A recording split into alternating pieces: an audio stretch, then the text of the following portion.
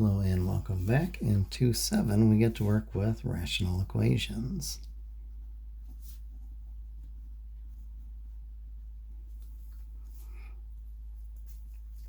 So we'll start with working on the domain for a rational expression and build from there.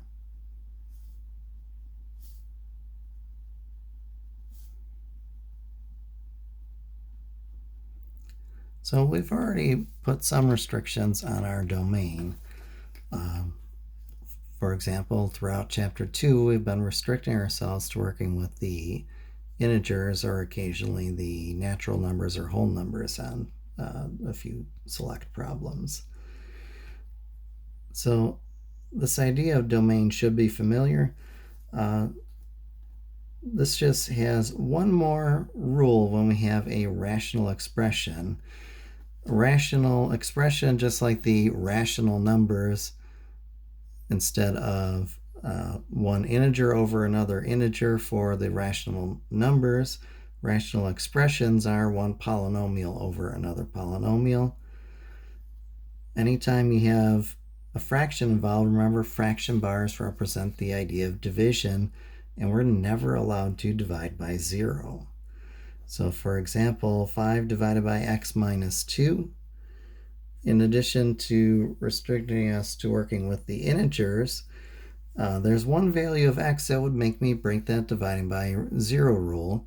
We can just use a let line to find it. Let x minus 2 temporarily equals 0. And hopefully you figured out that that value should be a positive 2. So that's what would make me break that rule. So then that is what we call an excluded value. So we say x cannot equal positive 2 as our excluded value.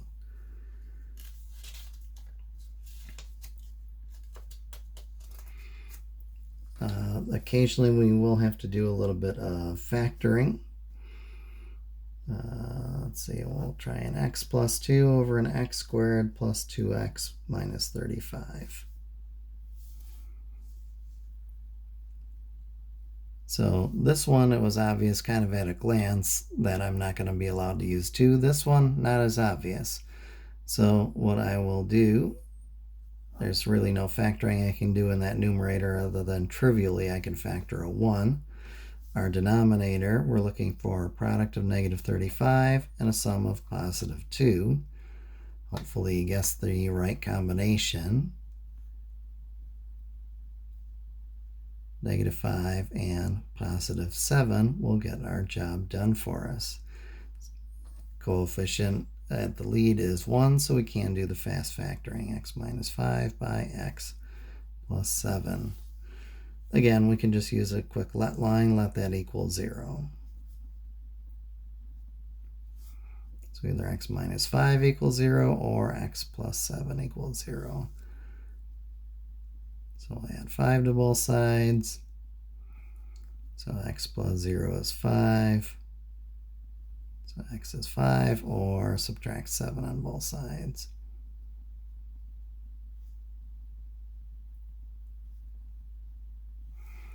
So those are the two values that we're going to kick out. So remember, we're not stopping here. We're then identifying those as excluded values.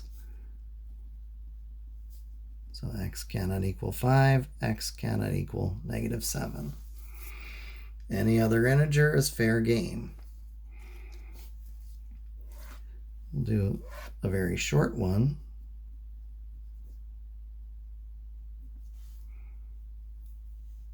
On this one, there's no value of x that would make me divide by 0. There is a number for x that would make me have 0 divided by something else. We don't care about that. We're okay with 0 divided by something else.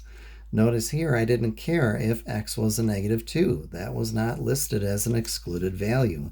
So here we have no excluded values.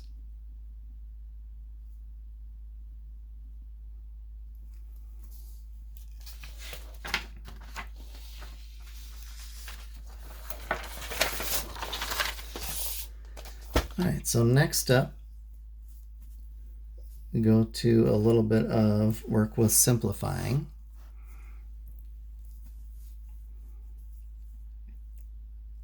And I know that at this level, in your head, you can look at 6/8 and just tell me it's 3/4. But let's expand on it a little bit because we do need to see what's happening with the algebra. Well, this we can do in our head. A trinomial over a trinomial, we can't necessarily do in our heads. So really the common factor there was the 2. And then 2 over 2 is a 1, so this was 1 times 3/4, which was just 3/4. So that's where we get sort of the shorthand step. We usually omit this middle step here.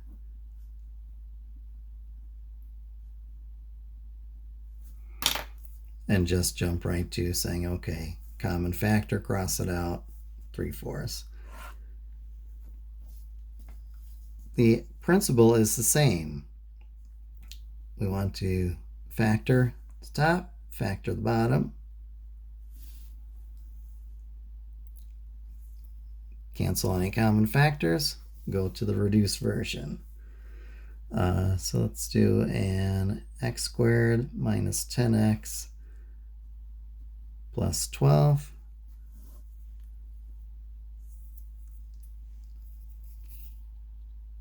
Well, let's make this a simpler one for the first example. We'll do an x squared minus 8x plus 12 over an, let's say, x squared minus 36.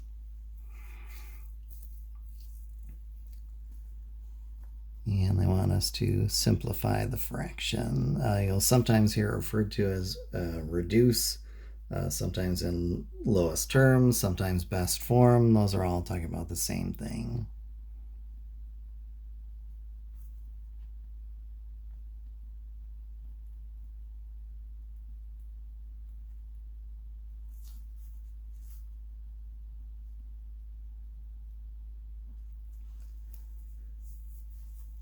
So the same idea as before. We're going to factor the top and bottom.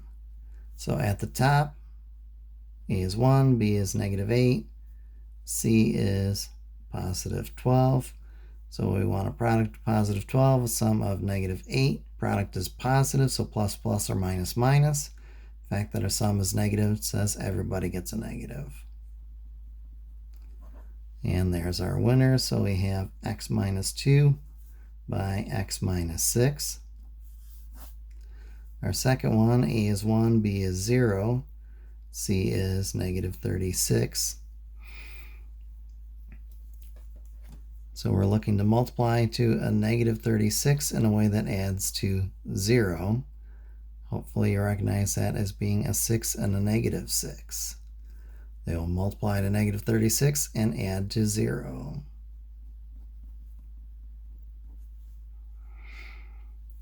So we've got it factored. Now, just like before, if we have a common factor, we can turn it into a 1. 1 times anything is that anything. So x minus 2, x plus 6. Now this works as long as x is not worth negative 6 for the one we got to keep. X still can't equal a positive 6 either for the one that would make us divide by 0 in the original. So they're both kicked out of our domain. So 2 excluded values.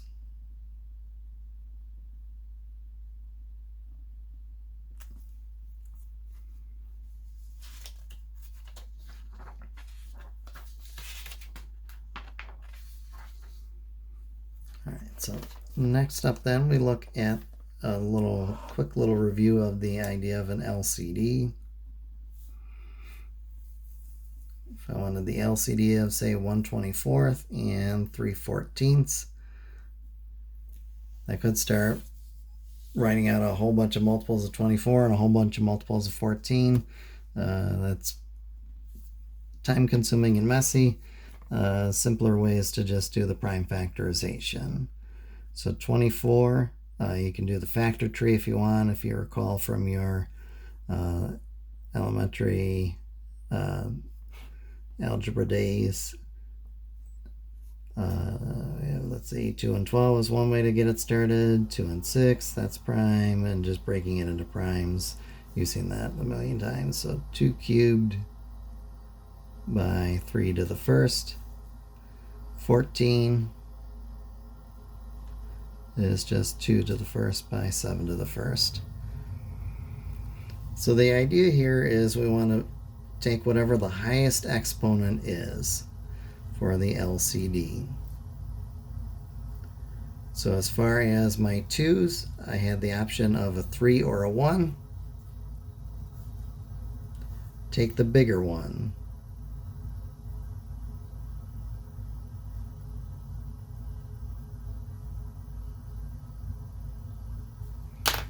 Bigger one is a 3. I have 1, 3 here, 0 here. The bigger is a 1. I'll take one of those. 7's, none of them, one of them. I'll take one of them. So that would be our LCD. 2 cubed by 3 by 7.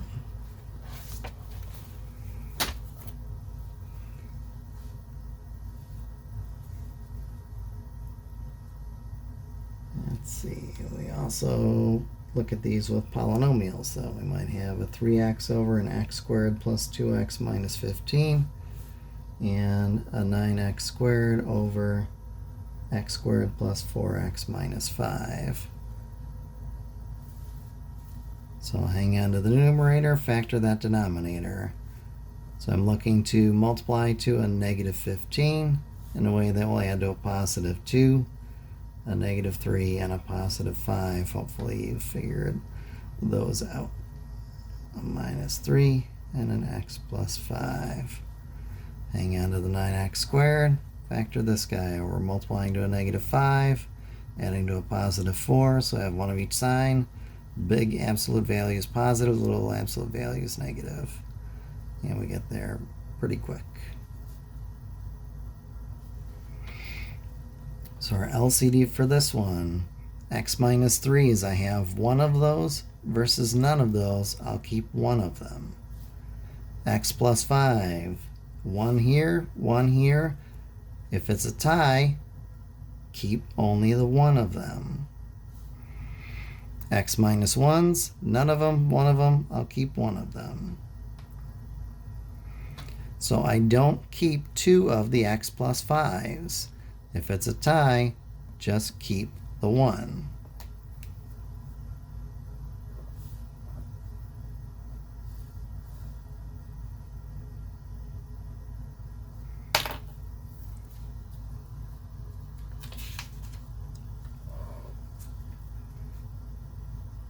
We'll do one more LCD.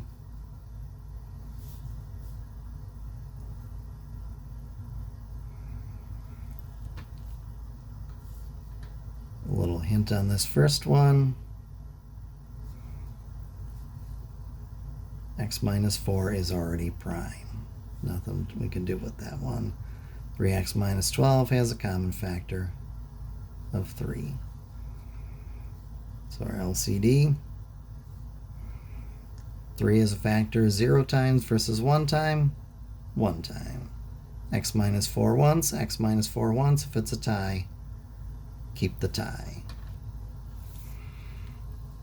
Now notice these LCDs I'm generally leaving in factored form. There is a reason for that we're going to see once we start actually solving some equations.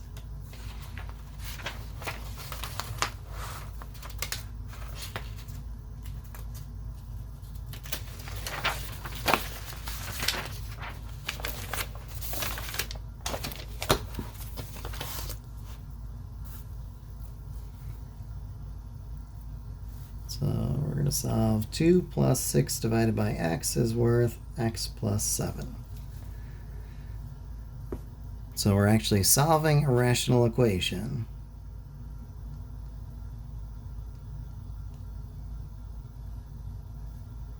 So our steps for that, we're going to find excluded values.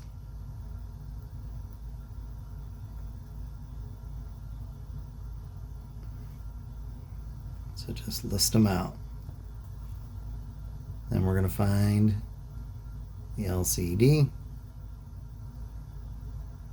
And then use the multiplication property of equality.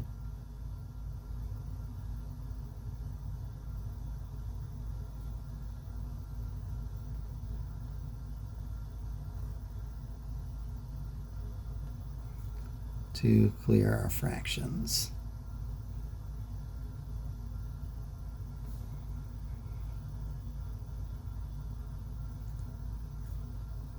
Then we solve as in previous sections. So generally in this book, they're just going to limit us to this simplifying to linear or quadratic. That's not a hard and fast rule that happens all the time. It's just the sort of limitations we're going to work with at this level. So these are the steps you're going to run through each time, though. So excluded values, start with those, write them down.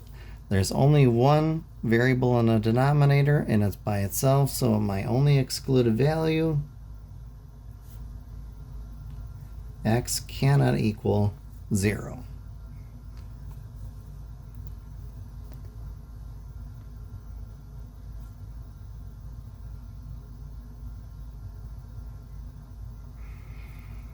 At the end, by the way, make sure you check for excluded values. Okay, LCD. On this one, not too much work there. There's only one denominator, x.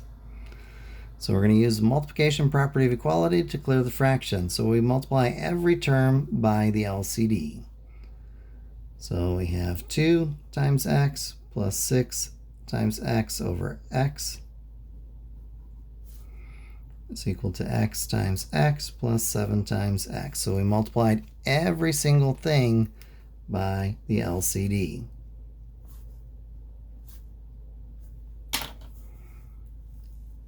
So x over x is 1. Goodbye to our fractions. So now we have 2x plus 6 is worth x squared plus 7x. So this one, solve as in previous sections, this happens to be quadratic. What is making me say that? This x squared. This is quadratic. Different strategies if you have linear versus quadratic. Quadratic, we want to set one side to 0. Here, my x squared has a positive coefficient, so I want to move this stuff over to the right. So I'll subtract a 2x and a 6. So then 0 is x squared plus 5x minus 6. So now that we have one side set to 0, the next thing we do on quadratic, hopefully you remember, we look at factoring.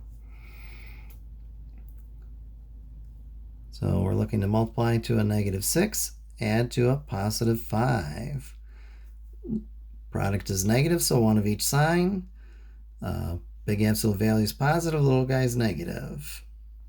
And we get it on our first go. So x minus 1 by x plus 6 is equal to 0. So either x minus 1 is our 0, union that up with x plus 6 being 0. And then we're just solving a linear equation in one variable. So x plus 0 is 1, x equals 1 is one possibility. The other possibility, we will subtract 6 on both sides, equals a negative 6. X equals negative 6. The last step, go back and look at that excluded value. Check to make sure we get to keep these. Neither one of those were worth 0. They're both in the integers. Hooray, we get to keep both. Both will work out in the original. 2 plus 6 over 1 is 2 plus 6, which is 8. 1 and 7 is 8. 2 plus 6 over negative 6 is 2 plus a negative 1, which is 1. Negative 6 plus 7 is also 1. They both work in the original.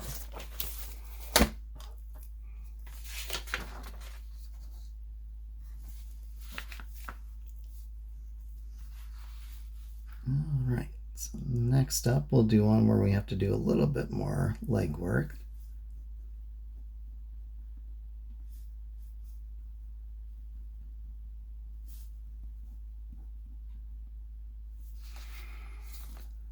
So I want to start with identifying excluded values. I don't have them yet because of this trinomial. So I do need to do a little bit of factoring to find my excluded values. Multiplying to a negative 15, adding to a positive 2, a negative 3, and a positive 5 will do just fine.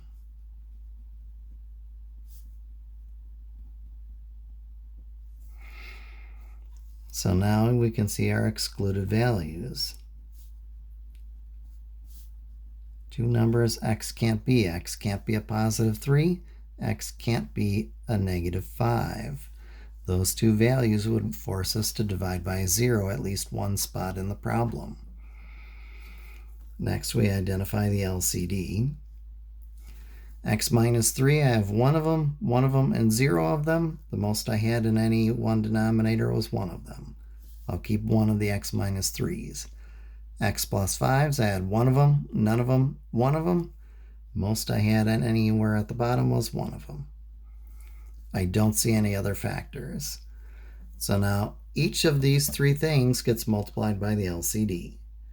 So I have 7x by x minus 3 by x plus 5. And that one was already over an x minus 3 and an x plus 5. Then we had a minus 4, which will multiply by an x minus 3 and an x plus 5. That one was over just an x minus 3.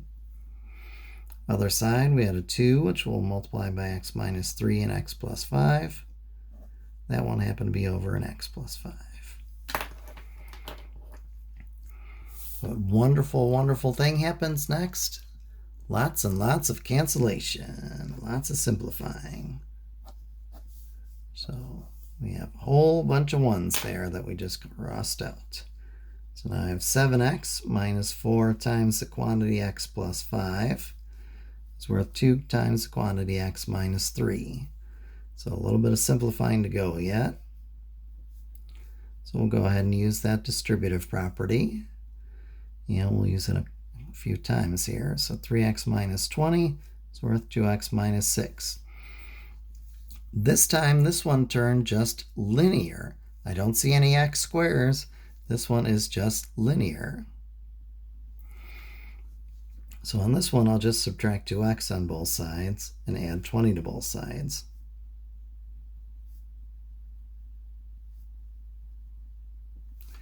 So now I have x plus 0 on one side and 0 plus 14 on the other, so x is 14. That is not on my list of excluded values, so we get to keep it.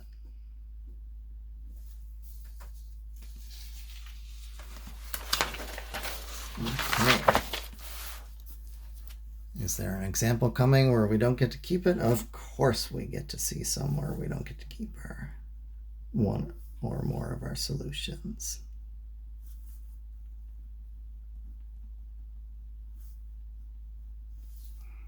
Okay, so this one, no factoring of denominators needed. I can jump right into my excluded values.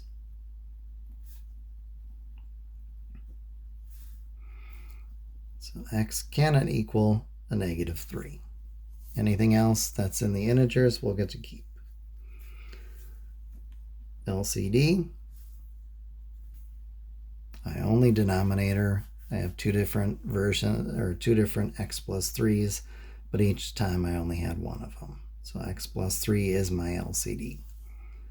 So then all four pieces get hit with an x plus 3.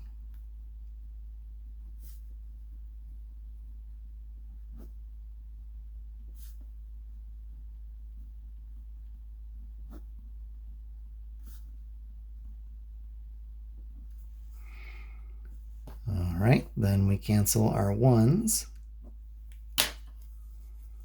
So I have x by x plus 3 minus 6 is worth 2x plus 2 by the quantity x plus 3.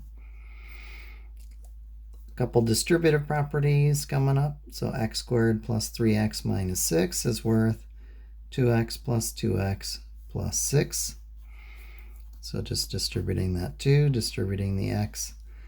A couple like terms there. So x squared plus 3x minus 6 is worth 4x plus 6. This one, because of the x squared, this is quadratic. That means we want to set one side to 0. X squared has a positive coefficient over here, so that means these two are on the move. So I'll subtract 4x on both sides. I will subtract 6 on both sides. So I have x squared minus x minus 12 is equal to 0. That is factorable over the integers. Not all quadratic equations are factorable over the integers. Some of them are, some of them are not. If I multiply a negative 4 and a positive 3, I will multiply to negative 12, add to a negative 1. So either x minus 4 is equal to 0 or x plus 3 is equal to 0. So we'll add 4 to both sides of that first equation. So x plus 0 is 4, x equals 4, or x plus 3 minus 3 is 0 minus 3, x plus 0 is negative 3, x equals negative 3. That is an ugly negative 3. All right. The most often forgotten step in these rational equations. You get so excited that you got to a solution. You want to jump right to your solution set. Don't forget to check your excluded values and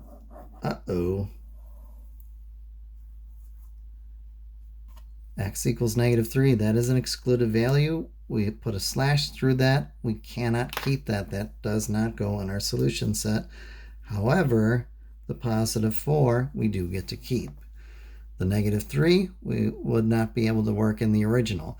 It would work everywhere after we cleared the fractions. It would be a true statement if you plug negative 3 in for all the x's here, here, all the way along. But it wouldn't work up here where we still had our fractions. We would have negative 3 minus 6 divided by 0. Right away, divided by 0, undefined.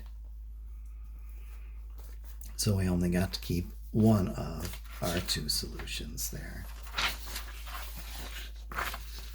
Now one other special case before we wrap up the section. The idea of a proportion on similar figures.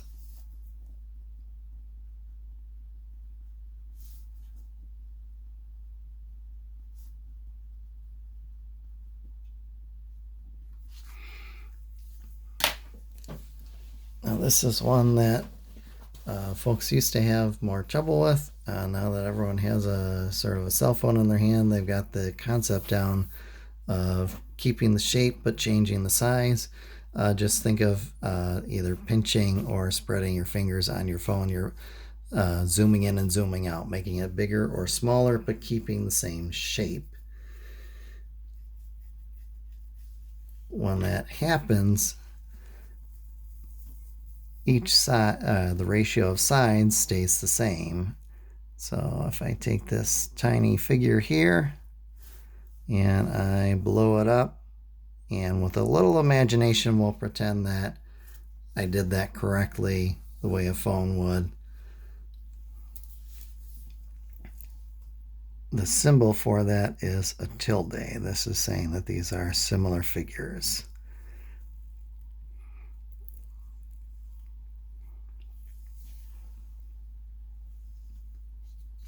So, for example, these are a ratio of x to x plus 1, and let's say this is a 4x plus 3 to a 7x minus 1. We can set up a special type of rational equation to solve this. So you do have to stay consistent. So the vertical side on the top, if I pick that, then the vertical side on the top has to be on the other side. Base at the bottom, base at the bottom. So if you had chosen the x plus 1 to go on top on the left side, 7x minus 1 would have to be on top on the right side. So our excluded values here, x cannot be -1, x cannot be a 1/7, which we don't really care about in chapter 2 anyway, since that's not in the integers. When we have this special case of a proportion, when it's only one fraction equals one fraction, then and only then can we use cross multiplying. This again only for one fraction equal to another fraction. We can go to a times d is equal to b times c.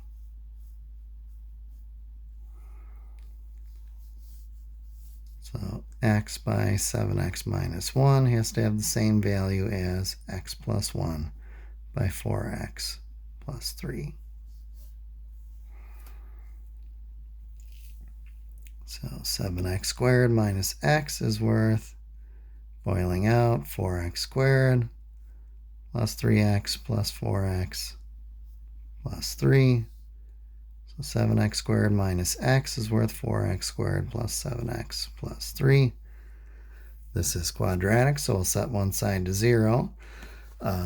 Moving the 4x squared would keep my positive coefficient on the squared term. So we'll move a 4x squared. We'll move the 7x, and we'll move the 3.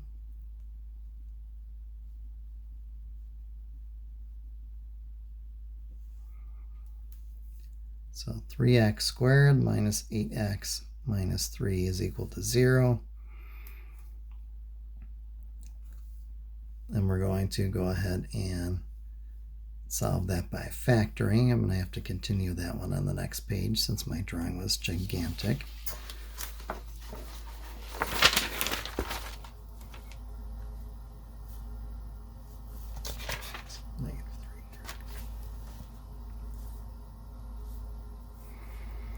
So here a is 3, b is -8, c is a -3. So we want a product of -9, a sum of -8. That sounds like a 1 and a -9. So 3x squared plus 1x minus 9x minus 3 is 0. Factor the x. Factor the -3. So 3x plus 1 by x minus 3 is equal to 0. 3x plus 1 equals 0, or x minus 3 equals 0. We're just solving linear equations from there.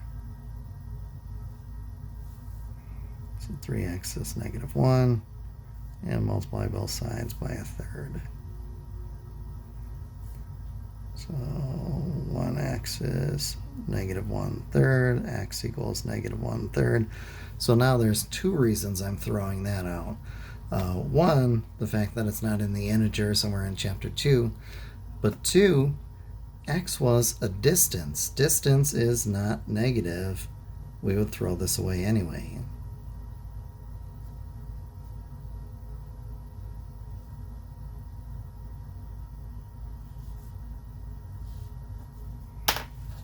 So we're only going to end up keeping one of these guys anyway.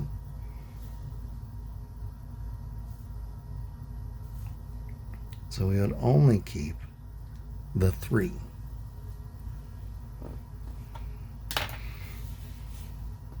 All right, so that should give you enough ammo to do your 2-7 exercises at the back of the chapter. If you have any questions, please get in touch.